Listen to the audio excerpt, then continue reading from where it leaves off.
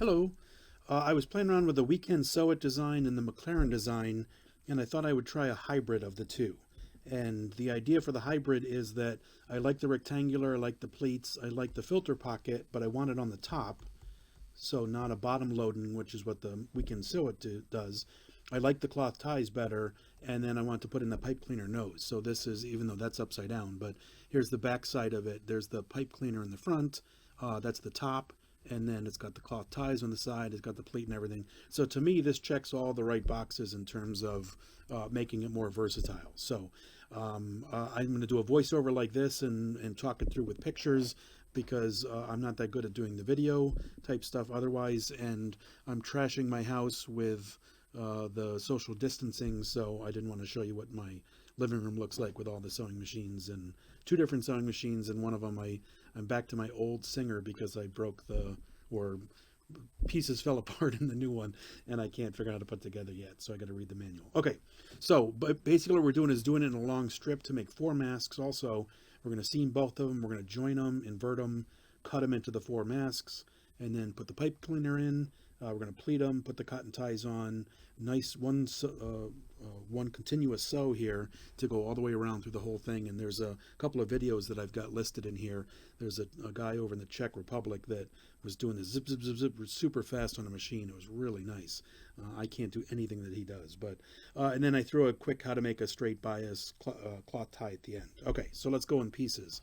9 inch by 36, we're going to make four masks out of it. So I decided that it's nicer to just cut all the way along and seam all the way along and join all the way along and then eventually cut them up. I mean, it saves some of that stopping and starting and stopping and starting. So we could do four at a time. I mean, in theory, you go longwise down the cloth, you might be able to do more, but I went for four. So I picked a pattern, a color pattern for the outside and a white for the inside. And so we cut them out 9 by 36 and then seam one end on either side. And then, so here's the seamed piece, right? And then what we're going to do is put them right side to right side and then stitch along the bottom. So we're going to join the bottom of them because then we want to, that forms the bottom of the pocket there. And then we're going to invert it. So it's two long pieces and then seam them. And on the other side, we join them together right side to right side here so that when we flip it, it's wrong side to wrong side. Okay. So now we flipped it, we've inverted it, and then so here's the wrong side to wrong side on the inside there. There's that bottom join. Here's the seamed top, and cut them into four pieces, right? So there's our masks. Now, when you do that seaming, what we want to be able to do is we want to be able to put the pipe cleaner in there, so along that channel. So don't seam that too close right there. So the pipe cleaner is going to go along there. So now we're set to put the four pipe cleaners in along that piece right there. So the nice thing about this is it registers those. So once I cut right down here, these are both registered together, so that's a nice clean end. If I was cutting out individual 9 by 9 squares, I'm not that good at cutting, so I always have ragged sort of ends here. But you might have to trim some at the very end. I always end up with one of these two long pieces slightly longer than the other, so you trim off that edge. And these don't have to be exact, right? It doesn't have to be perfectly 9 inches. We're just shooting for basically roughly 9 inches. But I like the registration of them. I like the fact that now that they're joined together here, they stay together like that. Okay, so now we're going to put in the pipe cleaners. Put the pipe cleaner, slide it along that channel. It sticks out on the end, and then I just fold that back, just a little bit of a fold back here, so that we're trying to protect that end, so it's not too pokey at the end. So fold it back, pull it back in, and we want to get about maybe half an inch, a thumb's worth or so in. So here's where the end of that pipe cleaner is inside that channel, because remember, this is where the tie is going to be tied on, and so we want to be able to keep that clear. And I already broke one needle because I forgot about the pipe cleaner in there. So you could hop over the pipe cleaner, you come along with the tie and jump over that spot and come down, but I think having the tie right here and having that at the end and having that folded back on itself, I think that's pretty safe on the corner there. Same thing on the other side, you sort of scoot this back. Once that's locked in place or where you like it, then you scoot this thing back, trim it, and then fold that back again, and then it comes out. And again, you want that channel free right there. Here's where the end of the pipe cleaner would be. So we want to be able to keep that, to be able to stitch down here and put the tie on the side. Okay, so then we do the pleats, and I'm not good at holding pleats. Some of the sewers are much better at just holding this and then zipping the tie down the side and and sewing it right up and everything. So I have to, when I fold my pleats, I've got to put the iron on it and keep them straight like that. So I slow it down a little bit. I mean, someone could go faster if you don't have to do that. I'm just not coordinated enough to do that. So, and I'm eyeballing the pleats. I don't care exactly where they are. I just put in 2 pleats. Roughly, you're folding the top down. So this is the top over here. We want to make this sort of like roof shingles, so that rather than having the pleats upside down, some of the patterns actually have them sort of little pockets that could catch. This seems, I mean, it's 6 of one, half dozen the other, so we might as well do it this way. So I just steam them, or not steam, just iron to be able to flatten them out to get them ready to go. So then we got the bias tape, and I'm going to show you something at the end on how I made the bias tape, because I ran out of the store-bought sort of bias tape, and I'm just using cloth sheets, but it works fine. It's a little bit more time to make your own, but it works pretty good. So 36 works pretty well. 36 inches is what we're shooting for, and so we line up right around the middle of that channel and then fold this back over. Now I'm using clips, and again, if you're not using clips, you could go faster with it. I'm just not skilled enough.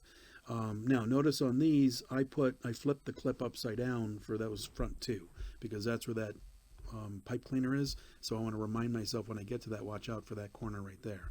So I just clip it on the ends, and then I clip it where the pleats are. And then what we want to be able to do is put this in. I showed a clip together like this because there's a video I'm going to show in the next slide, or at least a link to it, where the guy in the Czech Republic just zip all the way around the whole thing. It's really amazing. And there's the joint across. I'm like, wait, why did he join those 2 ends? Oh, chained sewing is what I learned. So that way you don't have to, you just cut that string, cut the thread there afterward. So, but I flipped my clips there so that I remember that I've got the pipe ends there. Okay. So then this is what he does, and here's the link to him. It's down here, but here's the tiny URL link. I mean, if you can do what he does with these kinds of masks, that's beautiful. He doesn't use the clips. He just zips right through the whole thing. It's less than 90 seconds, and he's got a mask from blank tape to 2 flat pieces, or I guess he folds. He does 1 flat piece, but he's using the same color inside and outside, and I'd rather not do that. So I have to do the extra seaming sort of thing in there. But okay, so what he does is starts at the end, comes all the way down, watch out for the pipe cleaner, come all the way down through, just jump right across there, we'll cut it later, and then come all the way back up and end on the end. So you're sort of folding this flat in half to be able to stitch that down the center to make a nice clean tie on that. So watch out for that pipe cleaner, jump over it if you need to, or if you move the pipe cleaner in, the ends of it in far enough, you can stitch right down through it. So, but I do like this. This goes really nicely to go all the way down one side, all the way back up the other side, especially if your machine grabs and pulls well in terms of feeds it in. Mine's starting to, my mom's old Singer is starting to flag a little bit, and that's it. So the features I like are that filter pocket open at the top. It's got the nose pipe cleaner there, so you can mold it better without having to insert a metal to do it.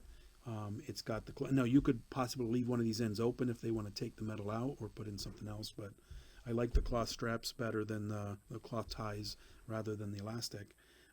Pretty economical on fabric. That's the rectangular feature of it, right? So the ones you cut out, you're going to lose some fabric that way. And then the thread, it's pretty good on the thread. The faster you are at sewing, the better you are. You can skip some of these steps and it would go pretty quickly. So for the tape, I'm just making my own, and it's the straight bias is what I learned in terms of just rip it right off the sheet, and oh my gosh, is that cathartic to rip strips off the sheets. So you rip the strip. Here's the 36-inch long, roughly, probably about an inch and a half or so. I want it to fold it down, and I get a little bit more than an inch here works for me because I'm not as good with the folding. And when we go back over to this step here and we got to fold it over the side there, it's nice to have a little bit of extra there to make sure you're catching that edge of the pocket there. So then you stick a pin in underneath, comes up over top. So I should erase that.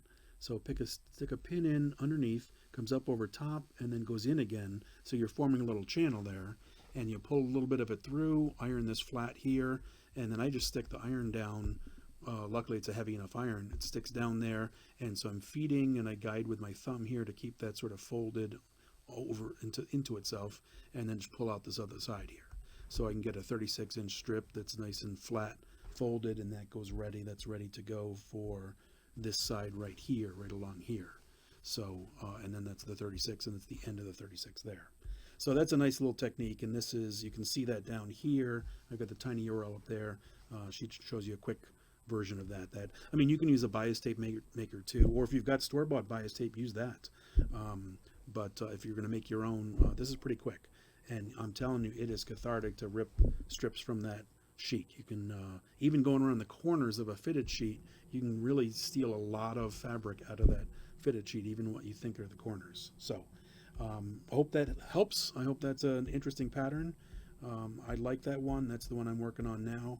And it's got all the features that I like in terms of the various aspects of it. So hopefully that helps, and good luck. Make plenty of masks, and go wash your hands.